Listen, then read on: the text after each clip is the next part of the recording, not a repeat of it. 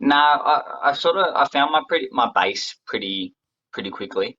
But the one thing I struggled with as a kid learning boxing was my left to right, and I couldn't quite grip while we threw our left hand more than what we threw our right hand most of the time, and the difference between setting things up with your left and banging with your right, like I just really didn't get that, and I was, I guess, that aggressive kid that just wanted to throw his right hand over and over again.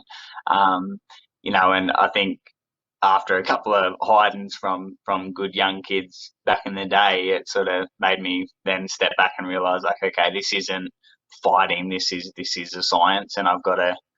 For me, I'm very competitive, and I was like, I've got to listen, I've got to focus, and I've got to, go back to doing what I've been told to do. So You're right. And did you yeah, ever it's, have any it's moments different. like your first, I guess, like your first sparring sessions and stuff? Did you ever have any moments where you're like, because that's the next step. So once you get a little bit of training behind you, you obviously jump into these open sparring sessions, and sometimes it's the same thing. The first time you really get cracked in the nose, you're kind of like, oof. I I, do- spent I I, spent Yeah, I spent a good 6 to 12 months just copping an absolute hiding, and with my coach down there going, mate, when are you going to listen?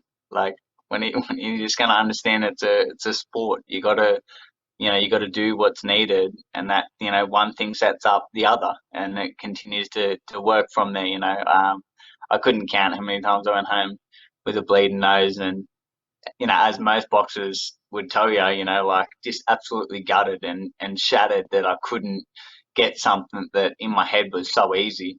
Um, but I guess the heart got me through in the end, and I just continued to turn up day in day out, and that's what got me, to the level I'm at now.